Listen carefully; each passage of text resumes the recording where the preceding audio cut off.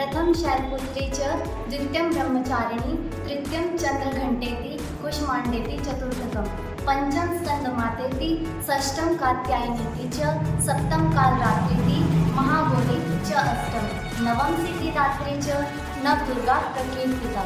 जैसा कि आप सभी जानते हैं कि कल से नवरात्रि स्टार्ट हो रहे हैं। आप सभी को हमारे पूरे DRM परिवार की तरफ से नवरात्रों की हार्दिक शुभकामनाएं। कल से हमारे विद्यालय की छात्राएं आने वाले प्रत्येक नवदुर्गा के रूप का वर्णन करेंगी। तो कल हम मिलेंगे नवदुर्गा के प्रथम रूप शैलपुत्री से। Thank you.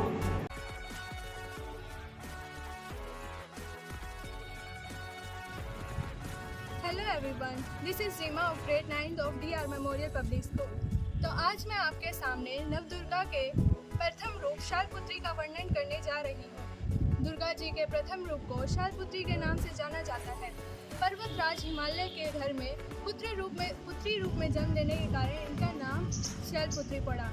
ये इनका वाहन वृषभ है, जिसके कारण इनको वृषारूढ़ा के नाम से भी जाना जाता है। इनके दाएं हाथ में त्रिशूल धारण है और इनके बाएं हाथ में कमल सुशोभित होता है।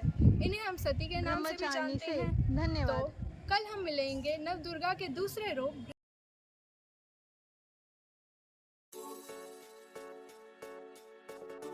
Great morning everyone. I am खुशी, student of 9th standard of DR Memorial Public School. आज मैं आपके सामने नवदुर्गा के दूसरे रूप ब्रह्मचारिणी का वर्णन करने जा रही हूँ। नवरात्रि पूर्व के दूसरे दिन ब्रह्मचारिणी की पूजा अर्चना की जाती है। ब्रह्म का अर्थ होता है तपस्या और चारिणी का अर्थ होता है आचरण करने वाली। इस प्रकार ब्रह्मचारिणी का अर्थ हुआ तप का आचरण करने वाली। कहते हैं माँ ब्रह्मचारिणी की कृपा से सर्व सिद्धि प्राप्त होती है। इन्होंने ही भगवान शंकर जी को पति के रूप में प्राप्त करने के लिए घोर तपस्या की थी। तो कल हम मिलेंगे नवदुर्गा के तीसरे रूप चंद्रघंटा से। धन्यवाद। Great morning everyone. My name is Anisha. I read in 8th grade in DR Memorial Public School. आज मैं आपके सामने नवदुर्गा के तीसरे रूप माता चंद्रघंटा का वर्णन करने जा रही हूँ। माँ नवदुर्गा की तीसरी शक्ति का नाम माता चंद्रघंटा है। देवी का यह स्वरूप परम शांतिदायक और कल्याणकारी माना गया है। इनके शरीर का रंग सोने के समान बहुत चमकीला है। इनके मस्तक पर घंटे के आकार का आधा चंद्र है, इसलिए इस देवी को चंद्रघंटा कहा गया है। इनके 10 हाथ हैं, वे खड़ग और अन्य अस्त्र शस्त्रों से विभूषित हैं। कल आप मिलेंगे नवदुर्गा के चौथे रूप कुष्मांडा से। धन्यवाद। Great morning everyone, I M Ganga from 8th grade. आज मैं आपके सामने नवदुर्गा के चौथे स्वरूप देवी कुष्मांडा का वर्णन करूंगी। नवरात्र पूजन के दौरान चौथे दिन देवी कुष्मांडा की उपासना की जाती है। अपनी मंद हल्की मुस्कान के द्वारा अंड यानी ब्रह्मांड को उत्पन्न करने के कारण इस देवी का नाम देवी कुष्मांडा पड़ा। इन्हें सृष्टि की आदिशक्ति भी कहा गया है। इनकी 8 भुजाएं होती है, इसलिए अष्टभुजा कहलाती है। इनके 7 हाथों में क्रमश कमंडल, चक्र, गदा, अमृतपूर्ण, कलश, धनुष बाण, कमल पुष्प है। 8वें हाथ में सभी सिद्धियों की जपमाला है। कल आप मिलेंगे नवदुर्गा के 5वें स्वरूप स्कंद माता से। धन्यवाद।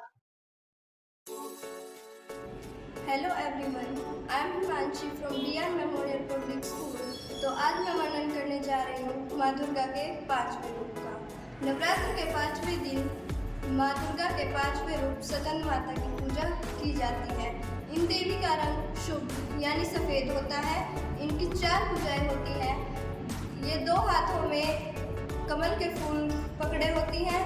एक हाथ से ये स्कंद कुमार को अपनी गोद में बैठाए होती हैं और इनका चौथा हाथ भक्तों को आशीर्वाद देने की मुद्रा में होता है। ये कमल के आसन पर विराजमान होती हैं। इनका वाहन शेर होता है। स्कंद कुमार यानी कार्तिकेय की माँ होने के कारण इन्हें स्कंद माता कहा जाता है।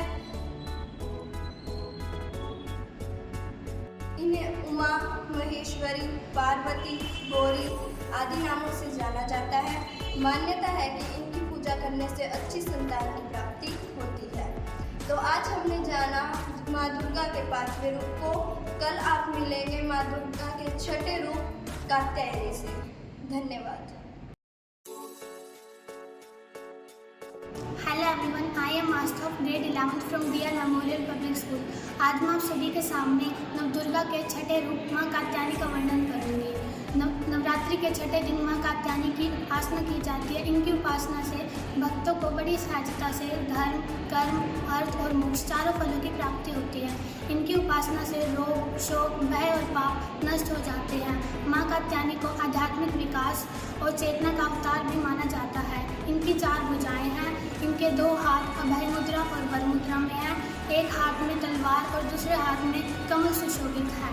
कल आप सभी मिलेंगे नवदुर्गा के 7वें स्वरूप माँ कालरात्रि से। धन्यवाद। Great morning everyone, I M खुशी फ्रॉम 10th क्लास। आज मैं आपको नवदुर्गा के 7वें रूप माता कालरात्रि के बारे में वर्णन करूंगी। नवरात्रि के 7वें दिन माता कालरात्रि की उपासना की जाती है। माता कालरात्रि के घने बाल होते हैं।